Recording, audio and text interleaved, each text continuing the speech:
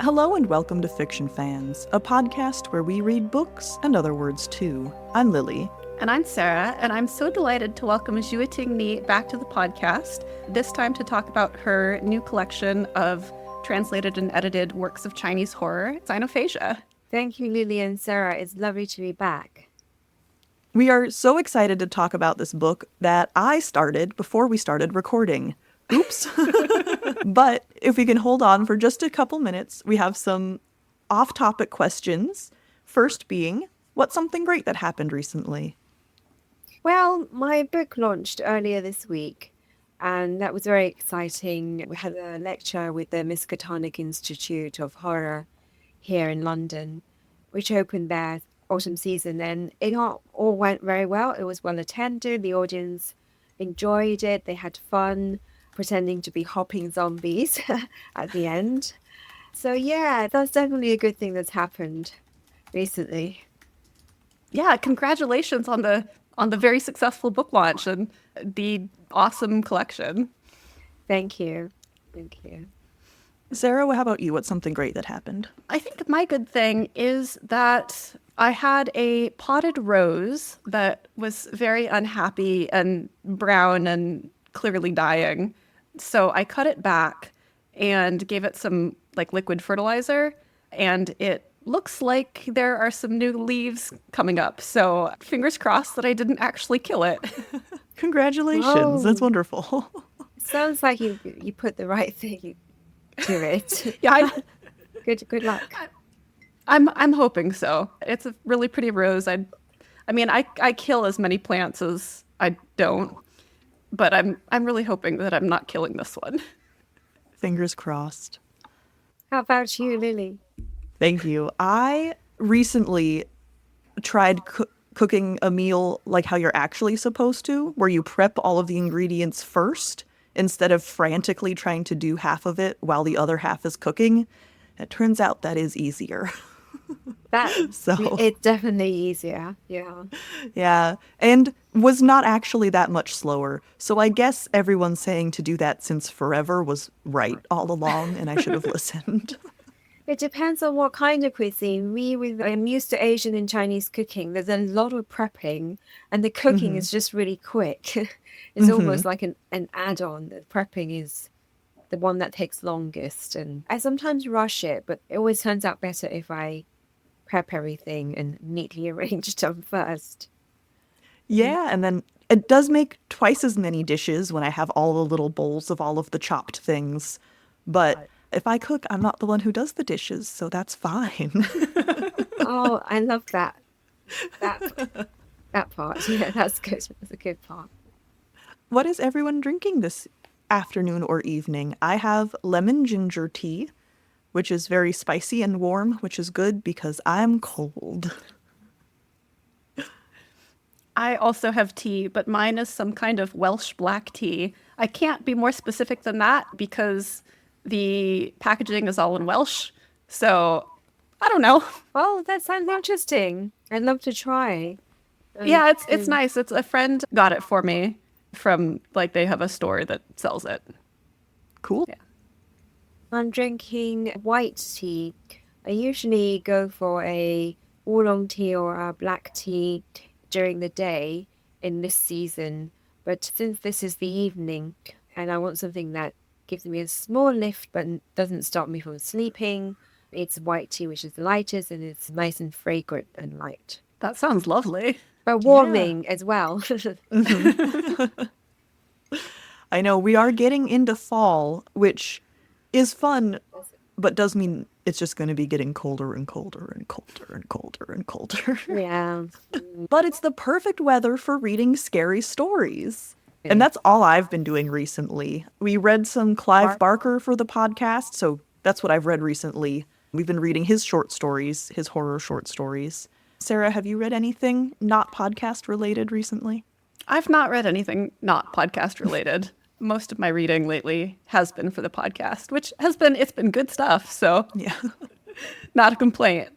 Xueting, how about you? Have you read anything good lately?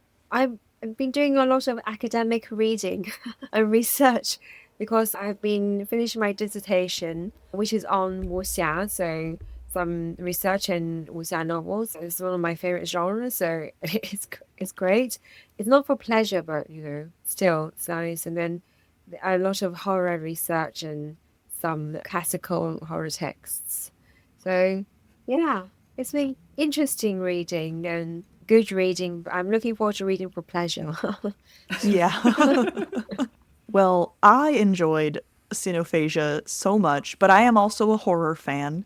I know, Sarah, you can appreciate the art, but perhaps are not indulging yourself as much when we I'm read scary stuff. I'm a little bit of a wuss, so horror is not really my genre. But I did actually enjoy all of the stories in this collection, although some of them were a little scary for me. That's really, really brave of you. I thank you for reading them all, even though horror is not your usual genre. I'm really impressed. I hope you saw the content warning beforehand. I did, and I really appreciated having that because I find for me personally, it really knowing what's coming to a certain extent really helps me enjoy the story more when it comes to something in like the horror or suspense genre.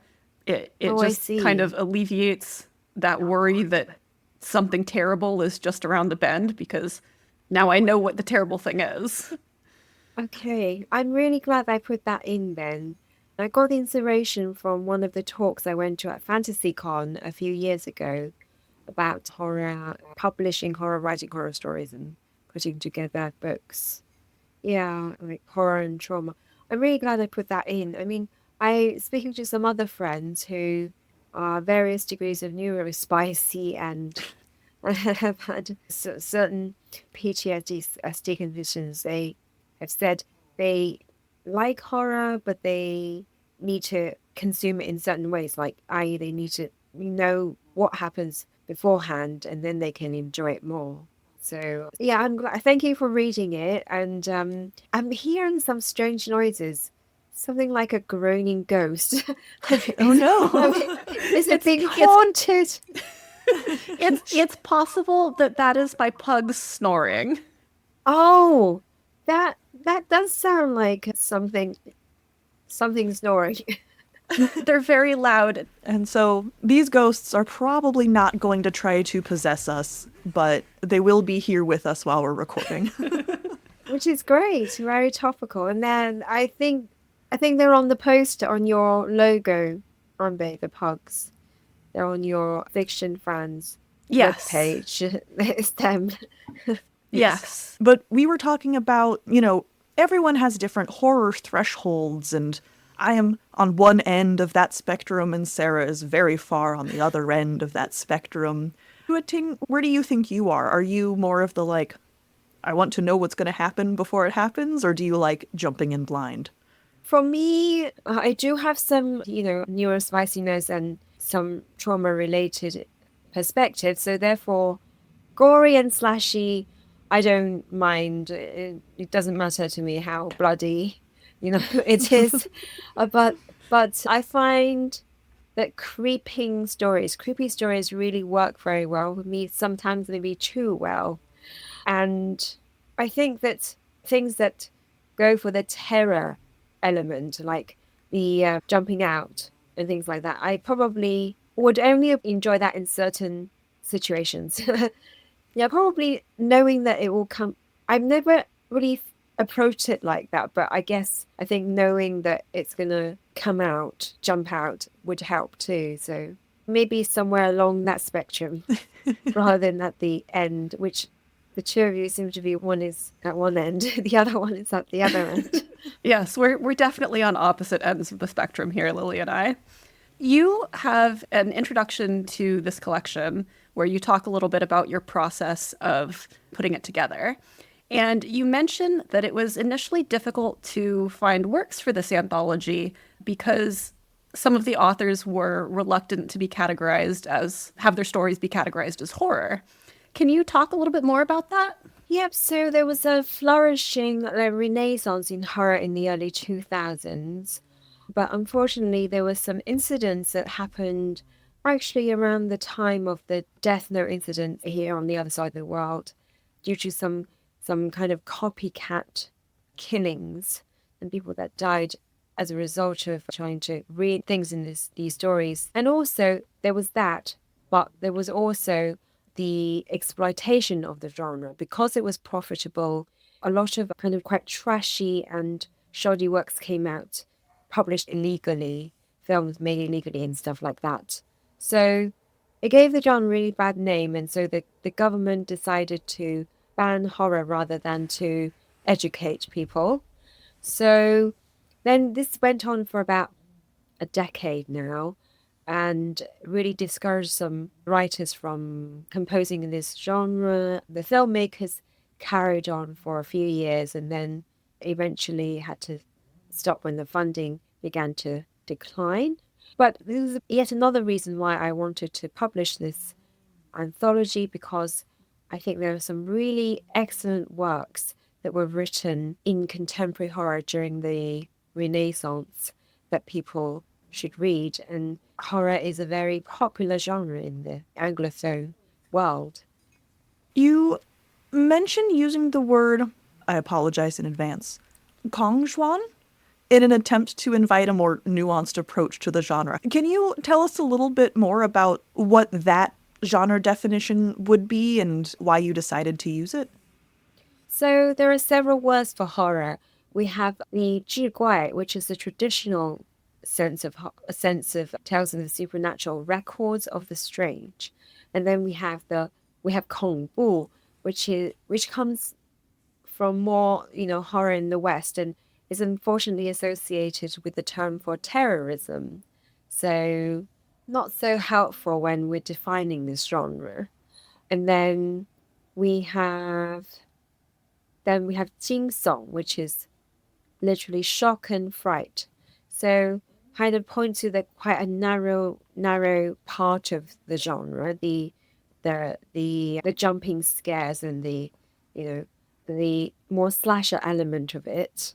And then we have 悬疑, which is doubt and suspense. So more or doubt, suspense, dark mystery. So which is why I suggested a combination of 孔玄, a combination from two of the terms, which kind of includes two sides of how the Chinese perceive horror. One is this really kind of, now that it's stopped, I feel weird. Sorry. I was thinking maybe if I muted myself it would be less distracting, but No, it's okay. I mean, it's up to you. It's up to you. So two sides of how the Chinese perceive horror. One is kind of the more kind. One is the slasher and the torture gore type thing that they see as horror, and then the other side, which is their more traditional storytelling, is creepy and atmospheric tales of the strange, where the ghosts and spirits are representing all kinds of things like human fears or human psyche, or they're interacting with the world. So I'm really hoping to so this term really kind of puts them on the same level and kind of hopefully makes them more socially acceptable as a form of literature. how did you decide what pieces you wanted to include in this collection? How did I decide? So because this is a vanguard collection, probably the first one of its kind of Chinese contemporary horror fiction in the collection. So I wanted to include some of the established names. So like Cai Jun and Hou Liangzi. These are kind of the masters of horror in China. But I also had quite a broad definition of the genre. So I wanted to include some newer voices and then also some people who show a wider spectrum of works, therefore writers who perhaps work across different genres of SFS. It came up a few times in your editorial notes how fan communities have really been a huge part of the modern horror genre in China. And that just seems like such a cool community. What a wonderful place to be. And I'm glad they have peers and aren't just completely ostracized. Yeah, I mean, I think that's one of the positive results that came out of the censorship is that a lot of the genre didn't die, and a lot of the writers began to write online and they published in a slightly altered format. And they could see the fans who were interacting directly, their readers, and they could see enthusiasm. Their stories are shared and discussed thousands and thousands of times. So, yeah, I think that the fan interaction really helped to keep the genre going, to keep horror going. And also, as with all literature published online, there is a direct interaction between the fans and the authors. And so that's immediate affirmation, direct affirmation that people like their stuff. So that's really great. And I was really glad to include some of these pieces in the collection. For example, the story called Those Who Walk at Night Walk with Ghosts. That's one that was published on Lotus Pod, on tianya.com, the Lotus Pod Ghost Talk, I think. And he's one of the, Xueting Ni, he's one of the most acclaimed, modern tellers of the tales of the strange who publishes online. And then another one is the one called Yin Yang Pot by Chuan Ge. That was published online, and it was so popular that it was made into a game, a little indie game. And in fact, the writer said he had to contact them, the company that made the game, to claim his copyright.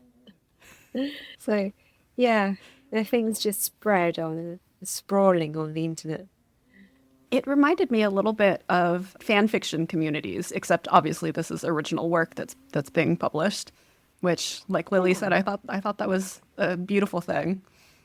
Yeah, it is a really beautiful thing. Okay, so this is a horror collection. I have to ask, is there one story that scared you the most out of this collection of work?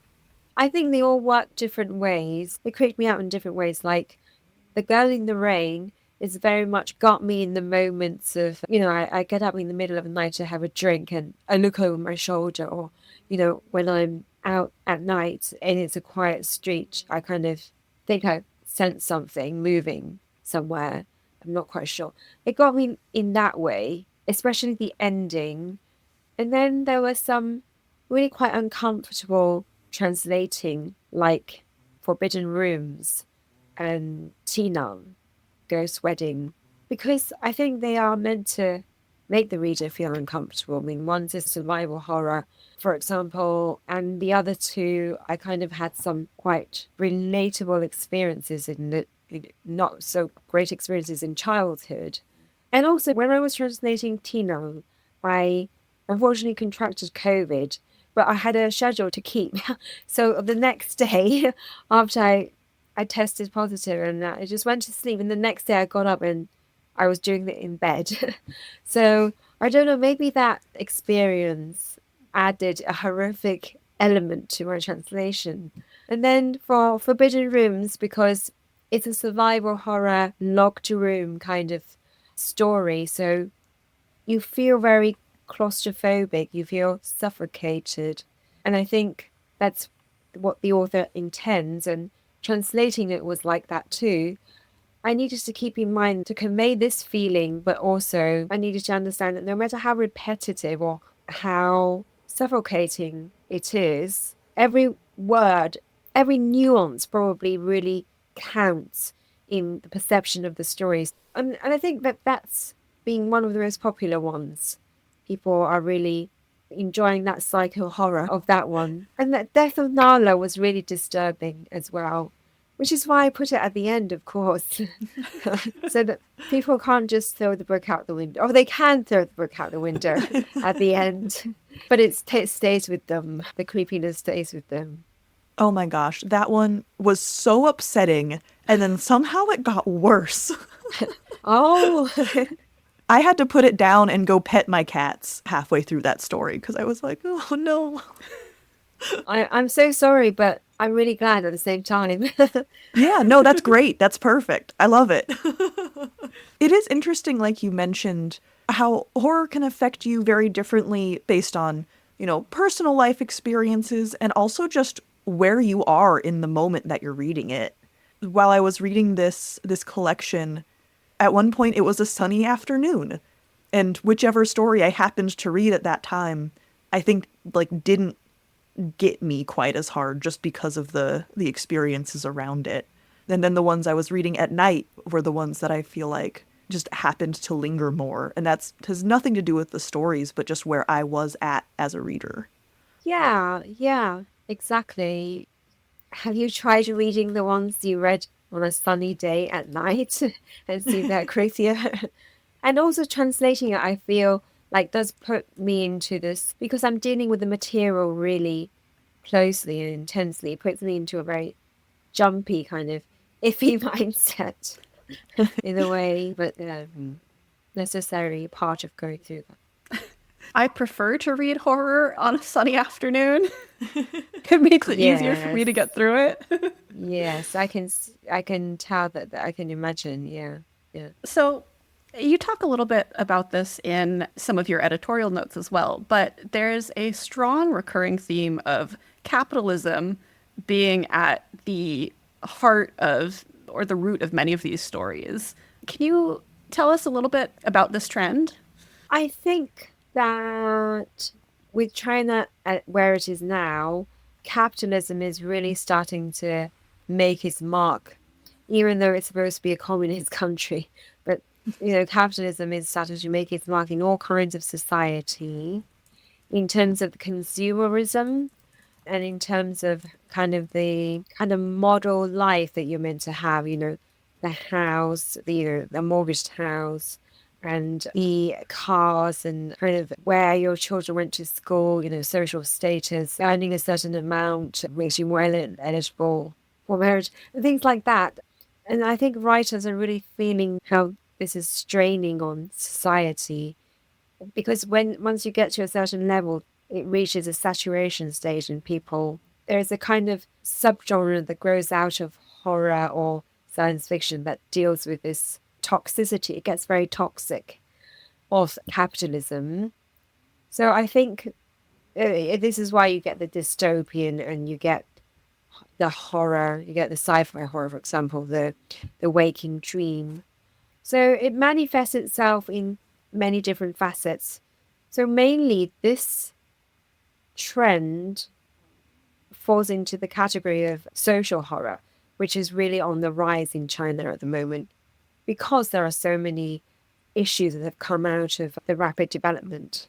And so this manifests itself in different ways. One is, in the pressurized working environment. And I think you'll find a lot of this echoing the social debates in China or like things you see in the news. So you may have heard about the pressures of the tech industry in China, and that's what the Waking Dream is about. That branch of capitalism there, and the super demand for technology, and then these competing companies and pressurized work environments. And then the other branch is, people that get left behind in the margins, in the gaps, like forbidden rooms, for example, children of divorced parents who are left with their grandparents, and then the grandparents, both generations, are then grossly neglected because the middle generation are kind of struggling to keep their jobs. They're too busy working. Then because society is over competitive, then you have people who become very cold towards each other. I think that's what Forbidden Rooms is about too. You have a society where people don't really care about one another enough to support each other like a society should. So there's that. Then there's people who can't really afford things in this world, like Ancient Glory. That story. Have you heard of Ancient Glory? All sorts of strange things happening because people are trying to still do what they do, observe the customs and traditions that mean something to them, but they can't afford it, and therefore they do this strange thing. with suburban built flats. So many branches of capitalism happening, kind of the eels of capitalism being explored there. You could put it that way, or or the social horror in that way. Yeah, I work in tech, so the waking dream really Oh, struck me. Like I felt like there was that added layer of, yeah, I can imagine this happening and being in this industry, and so that added to the horror of it. yeah, I think that was another one that I felt really disturbed by. Yeah, I'm really glad that you can relate to it as a person, like someone who works in tech. That was another story that really disturbed me. It didn't really terrify me, but it really disturbed me. How if we were to have this situation, then there would be no getting away because we're kind of in there, in our consciousness, the corporations kind of controlling that. Yeah. And that's kind of an interesting blend between science fiction and horror. Yeah, horror is a fascinating genre Hamlet, in that it sort of spans many other genres, right? There's the sci-fi, sci-fi. there's the fantasy, there's the folklore, there's the thriller, but all of them sort of can fit under the horror umbrella. Exactly.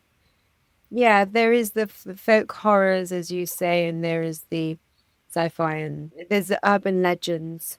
And I think that's the broad view I wanted to take for this collection. I think there's a bit of everything in Sinophagia. A lot of the permutations in Sinophagia. So you have a previous volume of short fiction, Synopticon, that you put together and translated and edited. Were there any lessons that you learned from the process of doing that volume that you were able to apply to Sinophagia? Knowing that it was a lot of work helped because Sinophagia was even more work. But being prepared for that helps. And also herding cats. I mean, Lily, you have cats, I have cats too. And they, when you're trying to get them to do what you want them to do, they never do. And with authors, especially a dozen of them is like that too. And their agent, or getting them to supply certain things at a certain point and do that the same way, and the contracts, sign the contracts and paperwork and things like that. It was quite with the experience. And then there are things that what I learned from Synopticon and more so in Sinophagia is that I can just kind of trust my judgment on things really, and to know that I do have the control over the content, even though the agents or authors might say to me, this one is really popular with Chinese audiences, or we think that Westerners will like this one. To know that I can say to them, actually, that view of gender isn't going to fly with Anglophone audiences, or, this ending is a bit, this seems like somewhat a forced happy ending here. And then they say, oh, yeah, this is because it was done for Chinese New Year and we actually had a more creepy ending. So things like that, I can, trust my judgment and input this into the process and get the most excellent collection that I can and work with a range of companies and agents and authors. Actually, Sinophagia was a lot harder than Synopticon because of the different stages of the genres. Because horror at the moment is about where sci-fi was 10 years ago. It's now very much supported. And horror is not yet. And we're still pushing for it to be validated as a quality literary genre, film and storytelling form and genre. So as I said in the introduction, I really struggled with finding material first because, and that's another thing I learned when the agents and the writers were telling me, why do you want to publish horror? I have some really lovely romances you can publish, or a fantasy. Why do you want to publish horror? Nobody wants to write it. And I, just had to say, look, the country really needs this genre right now. There are some really great works that were written recently, and actually this is a really valuable storytelling form and type of fiction. And in the West, it's a lot more valued. I think that English readers would really appreciate it, and that might really help domestically people to appreciate it more. So I really had to stick to my guns and opinions, and I'm really glad it worked out. So some lessons and some things I learned from Synopticon and some more lessons. Do you think there will be a Sinophagia Volume 2 at some point? Oh, I really hope so. I really hope so. I would read it. I'm not a horror Okay. reader, but I would read it. Oh, thank you. Thank That's you. high praise. That is high praise. Well, make sure that the content warning is in there so you know what's happening. Yes. While you were working on these two different collections, did you notice any particular differences between translating science fiction versus horror? Yes, in the way that I needed to I needed to have physics textbooks and biology and chemistry, science textbooks with me for science fiction. I needed to research maybe something else for horror. Mythology, like our conversation earlier on. I needed maybe a book on mythology. But actually with horror, I find that, with science fiction, what I needed to research was science, the actual science and theories, and then maybe a bit of mythology because it's Chinese science fiction and that's a trend at the moment. But with horror, it could be anything because it kind of seeps into so many aspects of life. I mean, for example, I was researching cosmology, like the I Ching and things, and then also weapons and modern history, but also what was it? Anatomy and all kinds of things, labor laws as well. So depending on what the story is, I think there's a similarity between science fiction and horror in that they both require the reader to suspend their disbelief in different ways, but particularly for a short story collection, how I need to make sure I bring the reader into that space straight away, the space where they can suspend their disbelief and crossing to that culture as well as that different diegetic space. Of course, there are different spaces with sci-fi and horror. With science fiction, it's more like a rational way of thinking. I mean, there's emotion, there's emotional responses as well, the story, of course, but it's a more rational way of looking at things. That horror is kind of the opposite in a way, irrational kind of sense of dread. But anyway, I feel like I need to get the reader transport them into this space very quickly.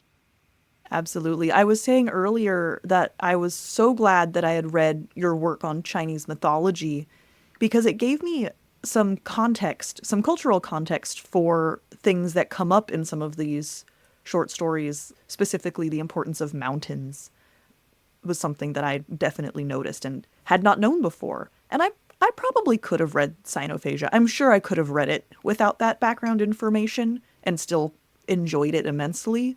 But it definitely added, I think, to my experience. So any listeners should go read all of these books and not just one of them.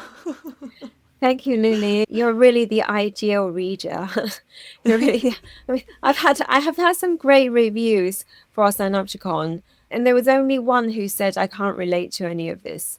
And even with a note, and you have actually related it to my other books. So that's brilliant. That's fantastic. I'm sure that in some other cultures, it is also a mysterious place or a mystical place or, an ominous place. And yeah, it's definitely for Chinese horror. It seems like the further into the mountains you go, the weirder it gets. And my authors, they are from different parts of China, but many of them are from kind of the mountainous regions. And they set their stories there, like the central large mountain range of Hubei and then western, Hunan and Sichuan. And then there are some mountains along the coast. All of these are featured in the book. They kind of represent different aspects of our perceptions of the mountains, but definitely that's where the creepy crawlies are. Yeah, sometimes literal creepy crawlies in some of these Yes. stories. Yes, in records of Xiangxi, where it's set in Western Hunan, where you have the Zhangjiajie Mountains. Those really, I don't know if you've seen pictures of it. There's kind of these huge kind of plinth-like mountaintops above the clouds and mist. And they're often the home of demons in Chinese fantasy. And so that's where it's set. And in Western China, there are hundreds of kind of ethnic groups that live there. And some of them keep the ancient customs of, folk traditions of witchcraft and, things like that. And the Chinese are really fascinated.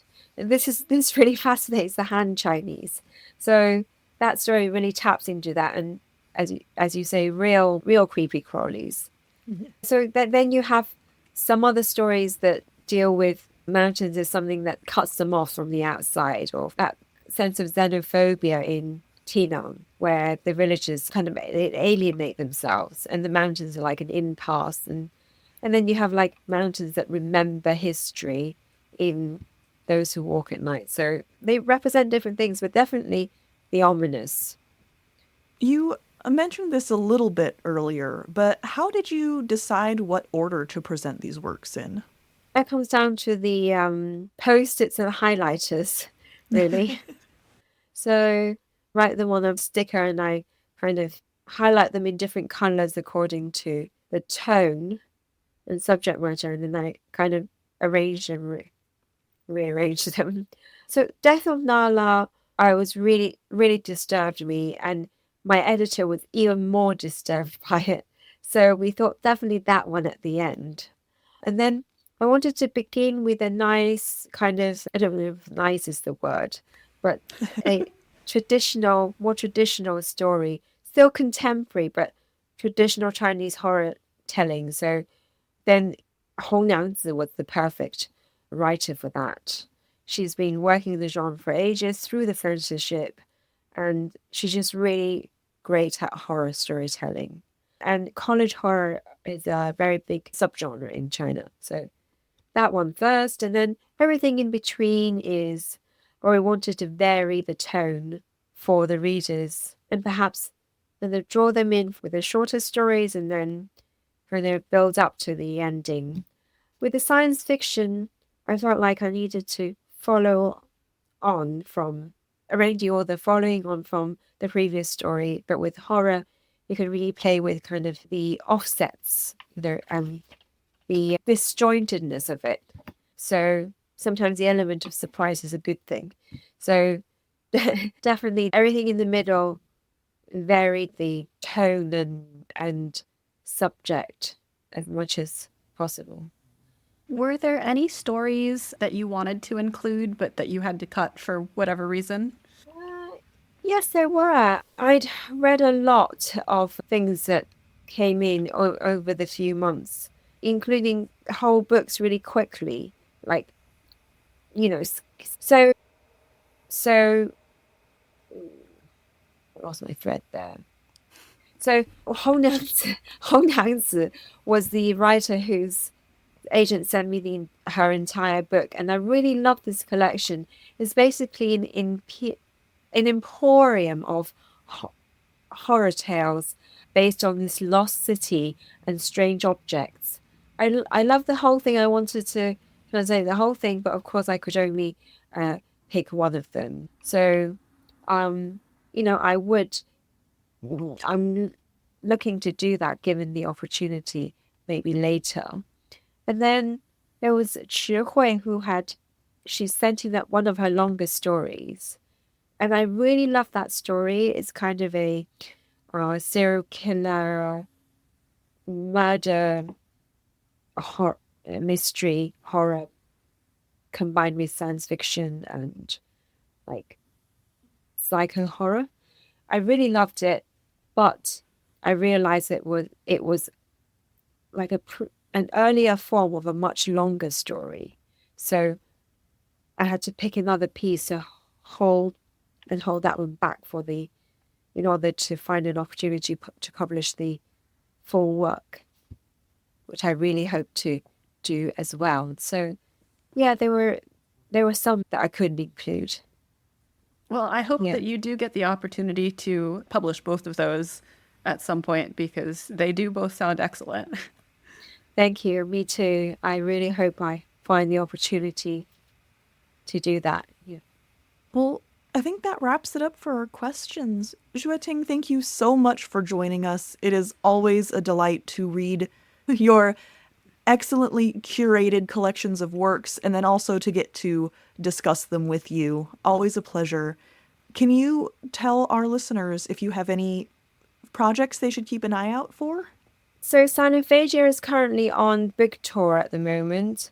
I'm doing a series of signings and panels and Q&A, so you can keep an eye on those in the coming for the rest of the month in October.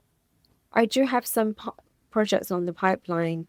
I'm working on a book on wuxia storytelling culture and some more translations.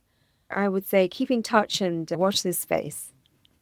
And where can our listeners find you on the internet so that they can keep in touch and can keep up with what you've got going on? So I'm on Blue Sky and Twitter. I'm still going to call it Twitter.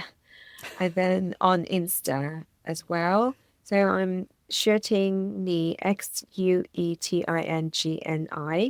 That's my Twitter handle. And then Xueting Ni at bluesky.social. And then on Instagram, I'm Snow Pavilion, as in the weather and then the architecture. Yeah, it's always a pleasure to chat to both of you, Lily and Sarah. Yeah, it's always a delight to have you on. So thank you so much for coming back on to talk about Sinophagia with us. Thank you. Thank you. It's a real pleasure. So Xueting asked us to talk about some of our favorite stories in this collection. So without further ado, Lily, what were some of your favorite stories? So I think my favorite overall story was The Ghost Wedding. Although I do think I found it more tragic than scary. That's the one about a woman who had been trafficked into a rural village and escaped, but her daughter grew up there and didn't really understand what her mother had gone through and ends up trying to return but passing away. And then the mother having to sort of deal with returning to the village that has really only brought misery to her life. Yeah, that one was excellent. It was one of the stories that doesn't have very much of a supernatural presence to it. Everything is just like the horror comes from the human actions. And I guess maybe the inherent uneasiness of a concept of a ghost wedding, maybe. But yeah, that one was tragic. Just the slow reveal of what the main character had gone through in her life was, heartbreaking. I will say, Xueting in her email mentioned that, oh, maybe you weren't scared because you have a higher threshold for horror. And that is not what I would say is my experience with horror. I don't enjoy it because it doesn't scare me. I enjoy being scared. You know what I mean? Yeah. So I think that's the difference between us is I don't enjoy being scared. yes. When I say I have a high tolerance, it's not that I'm therefore not freaked out. So the one that did make me actually literally jump was Night Climb. I loved that one. I had to read it twice just because the end was so sudden, and it was a shorter piece, so it was very easy to go back and like, what just happened? It's funny you say that one made you jump. It's also one of my favorites because I wouldn't really call it that scary. I mean, uneasy, definitely. And the ending is unsettling, but it didn't make me jump. I'm very easily startled. And I had an actual physical startle reaction to the end of that story. Forbidden Rooms was probably the one that I was most engaged with / stressed out by. It's the one that had me on the edge of my seat, that I was probably the most invested in what the characters were going through in that moment. It was also one of the more immediate stories. A lot of these works had a feel of like telling a story of something that happened previously, whereas Forbidden Rooms felt much more in the moment. I don't remember what tense it was written in, but that's not the point. You know what I mean? Yeah, I think some of the other stories have more of a framework that puts distance around them. Like there's one that is essentially a historian writing about past events that happened in this one location. And so that adds distance, but Forbidden Rooms is quite immediate. Oh, and probably, I mean, I didn't think of this. It was probably the one that was most relatable for me personally, having never lived in rural China. A lot of those were very good, but don't speak to, like, experiences I have had. Whereas living in an apartment and hearing your neighbors, and my husband and I have had the conversation of when do you call the cops? You know, so like that, trying to decide how involved you should be in your neighbors' lives. And so I think in that way it made me feel much more invested, because that sounds awful, but I was very personally relating to that story. Yeah, it makes you feel more placed into the story. That could happen to me. I'm probably not going to get human trafficked, but Forbidden Rooms could happen to me. Yeah.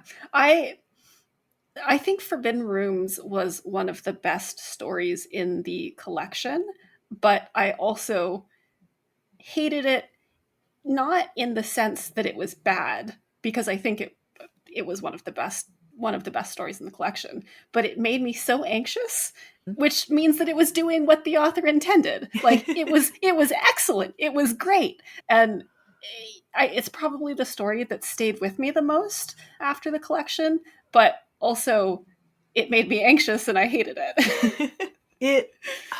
It was very upsetting. It has to do with Yes. child death, which is, I mean, I think probably is upsetting to most people. But also technically isn't all horror upsetting to most people, but you know what I mean. Yeah. Similarly, I think the most upsetting story was the death of Nala, because not only is that about child death, it's a postpartum mother trying to deal with the fact that one of her children killed her other one, which is like Yeah. a lot. And it starts with like very sad cat death and then somehow gets worse. Yeah, that one was also very upsetting. Yeah, that one was hard for me to read, which I think therefore makes it the one that was the most horrifying to me. Yeah, but I had a lot of trouble reading that one too. I would reread Forbidden Rooms. I don't know if I could reread The Death of Nala. I probably could reread Forbidden Rooms. I'm not going to. Yeah. But I probably could. I don't think I could reread The Death of Nala, because it's a hard read. I mean, it's a good story, but yeah. And so on the metric of which one affected me the most, that one gets the crown. I also really enjoyed the Yin Yang Pot, not because I found it, I mean, it is scary, but I think what's scary about it is the way, the callousness of the main character, and how he's willing to completely just use this poor underclassman who likes him to bring back his dead. But I really appreciated the karma at the end of the book, or at the end of the story, where his body gets used, not by the girlfriend, by someone else. And I found that little twist to be very enjoyable, because he deserves it. He's an asshole, and he deserves it. Yeah, it left me feeling, I mean, still sad for the girl he basically sacrificed. Because she doesn't really get a comeuppance in that she is still stuck in, I mean, she's basically dead, right? Her body has been possessed. Yes. However, he, at least, there's some justice against him. Yeah. That Yeah, one just made me hungry, and I did immediately change all of our plans and demand that we go out for hot pot the next day. it had a lot of food in it, which may also be why I enjoyed it. Yeah. Because it made me hungry as well.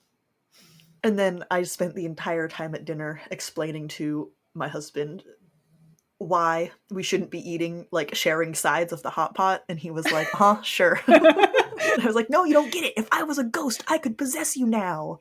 And he was like, you're not a ghost. And I was like, but if I was. There's something that you haven't told him. I really enjoyed that one, but it was not the scariest for me. But I loved it too. And It was not particularly scary, which probably is why it ranks high on my list of favorite stories in the collection. And because of the comeuppance, it leaves you feeling victorious in a way that a lot of these stories don't. Yeah. I mean, a lot of these stories are kind of downers. But this one is not. Although it is, like you say, it is still sad for the girl who gets possessed because she doesn't get any kind of comeuppance. Yeah. She's just possessed. Well, did you have one that freaked you out the most? Was it the death of Nala because of the very graphic cat death? Yeah, that one did freak me out because of that. But luckily, there are content warnings for this book, which helped a lot. Yeah, I did not read the content warnings, so... I did read the content warnings, but I did not remember all of the content warnings, I will admit. But it does have them, and I appreciate that. And it helped for the stories that I did actually remember them in. It's good. For me, it's almost, there are content warnings? Okay. Like, that's just the existence of them is all I need to know. Yeah. I feel mostly the same way. I like having them explicitly laid out for those times when I do actually really want to know what's going on, which helps me with scary stories, but sometimes just knowing that there are content warnings is enough. Yeah, I think for me it's knowing that I'm going into an experience that is going to be intense in some way. I can, like, okay, prepare myself. If I went into something thinking it was a fluffy rom-com and then suddenly it was horror, I think I would be more upset. But just the label horror itself tells me a lot, you know? The author is trying to freak me out somehow. Yeah. Yeah, that's true. But a story that scared me the most, I don't know, I almost think that would be The Girl in the Rain, because it has that kind of urban legend feel to it, and I just find those scary. Mm-hmm. I loved the what was the name of the one that was like the historical piece? Stories of something. I don't remember. I really like monster stories. I don't know if that... Records of Shang-Chi? Yes, thank you. That piece didn't work perfectly for me, but the monster was very cool. And I know intellectually that monsters count as horror, but they are so just, like, fascinating and badass that I spend my time appreciating that aspect of the story. And so, like, monsters have, like, they don't scare me, but I love them a lot. And that was a very cool monster. That monster definitely scared me. I found that monster scary. It was creepy. It's creepy as heck. But also very cool. I'm not sure I would go so far as to call it cool. It was interesting. Very creepy. I think too creepy for me to call it cool. Fair enough. Thank you so much for listening to this episode of Fiction Fans. Come disagree with us. We are on Twitter, Instagram, and TikTok at FictionFansPod. You can also email us at fictionfanspod@gmail.com. If you enjoyed the episode, please rate and review on Spotify and Apple Podcasts, and follow us wherever your podcasts live. We also have a Patreon where you can support us and find our show notes and a lot of other nonsense. Thanks again for listening, and may your villains always be defeated. Bye!